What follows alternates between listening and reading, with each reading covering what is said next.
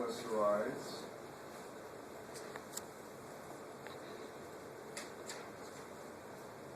You have fat-soluble vitamins.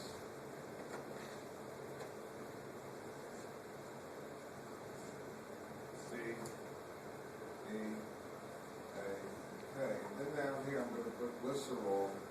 And just remember, when you break down a fatty acid, a triglyceride, you have 3 fatty acids attached to a glycerol. So pancreatic lipase, remember, broke off the 3 fatty acids. So what do you have to do? You have to absorb the fatty acids with glycerol, and you had occasionally a glycerol with 1 fatty acid. That was called a monoglyceride. Okay? And I'm just going to tell you, here is your epithelial cell. This brush water. And back here is a capillary. And here is a lacteal. Remember that was inside the villi? Remember the lacteals inside? So you're going to be here on time. So anyway, I can tell you this. You ready? The glycerol just is lipid soluble, so it can go through the cell membrane. So it has no problem. It just kind of diffuses in. But what about all of these things? How do these get into the cell? And here comes the second function of bile salts. Now, bile salts, I'm going to make them another color for me. Bile salts are chemicals that one end has a negative charge and the other kind of is hydrophobic, attracts to fat. You with me, folks? Everybody? Okay. So what we're going to do, in order to get in, is something really, really crazy. You're going to take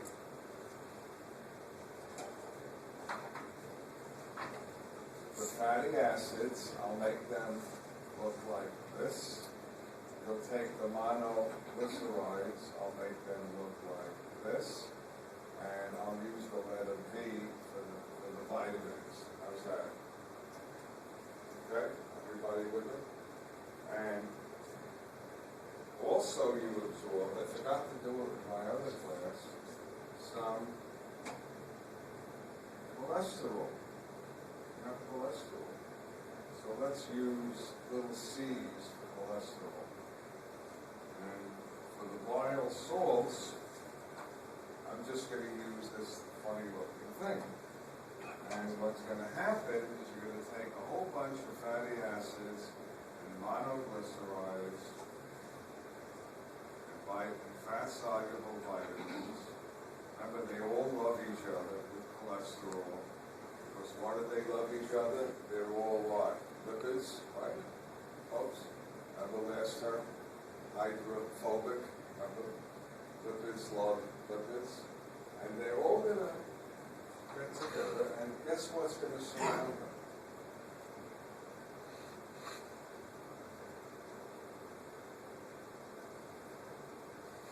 Bile salts. And this is going to form a little sphere called, anyone?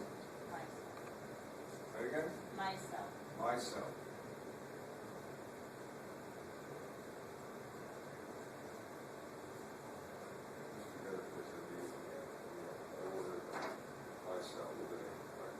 So they're very teeny. And look what the micelles do in your intestine. Look, they come up to the cell. They're really teeny little micelles. And they attach to the cell membrane. And I'm going to now do this enlargement. Here is the micelle. All of these, fatty acids on the outside. and it's going to come up to the cell membrane, and everything inside the micelle, the fat-soluble vitamins, the cholesterol, the fatty acids, the monoglycerides, enter the cell. It brings them up to the cell membrane. Remember, the cell membrane is very fatty. And guess who doesn't go in? Who doesn't go in on the bile salts? They're like a carrier. So they say, come here, all you fatty things, and we'll make little spheres, and I will surround each sphere.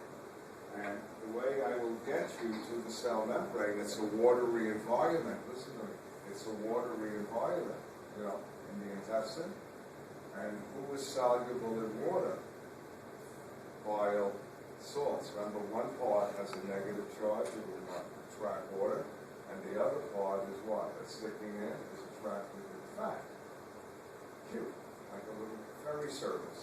And it comes up to the cell membrane and says, okay, all you guys, since you're fat soluble, go in.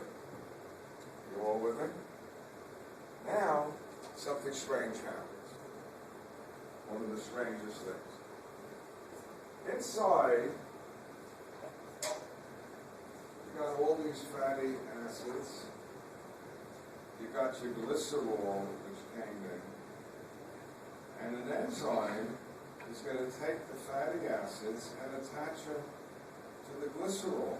So you're going to remake what? Triglycerides.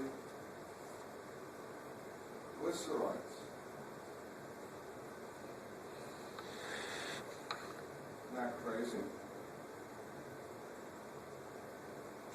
You'll get rid of most of your fatty acids. And you'll still have your vitamins. You'll still have your cholesterol. Let us see. Now, the first question you want to ask is, damn it, we took pancreatic lipase and broke triglycerides into what? Glycerol and fatty acids, right? And now we absorb the glycerol and we absorb the fatty acids. And what do you do in the cell? You remake the triglycerides. And the question is, why?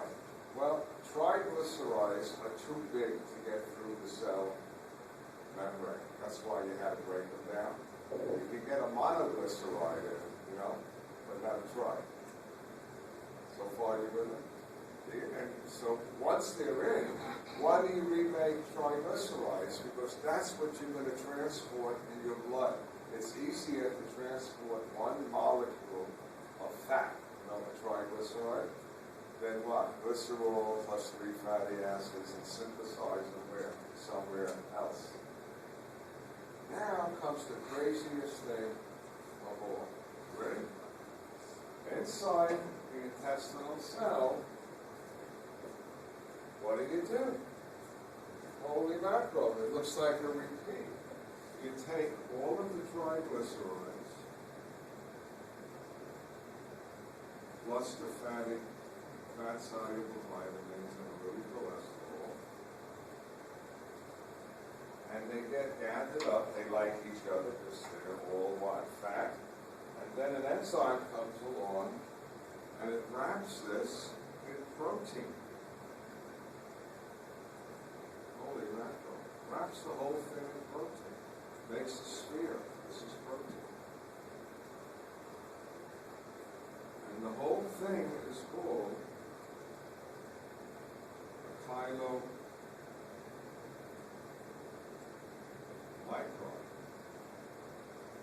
Let me give you an idea. You ready? If this were a micelle, see it? This is a chylomicron. They're what? Much, much bigger. And now, what do you all with me on this? Everybody following? We're at the end now. What do you do with the chylomicron? I made it much bigger. It gets pushed down at the back of the cell by your good old favorite process called exocytosis. Remember exocytosis? And where do the chylomicrons go? They're too big. They won't get into the blood capillary. They go into the lacteal. Remember, that's a lymph capillary. And then where does that go? Well, all the lymph capillaries, you remember this, we did it. All the lymph capillaries will form lymph vessels, which will go into what? The cisterna pile, from the lower region. Or maybe directly into the what? Thoracic duct, which will carry the fat, where? Into the subclavian vein. You all with me? So, yeah, after a fatty meal, your blood will be very fatty. The lymphatic picked it up and what? Dumped it in the blood. People used to lie to me. You know what they would lie? I'm in the hospital and somebody comes in to donate blood, and I'd ask, did you have breakfast? They said yes, they can't donate blood.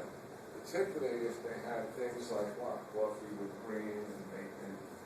And every once in a while you gotta have cold water after breakfast. And then you go ahead, you take this pint of blood, you spit it down, you look at it, and it got a layer of fat on the top. It looks like an ice cream soda, And you don't throw the blood away, it's just a pain in the butt.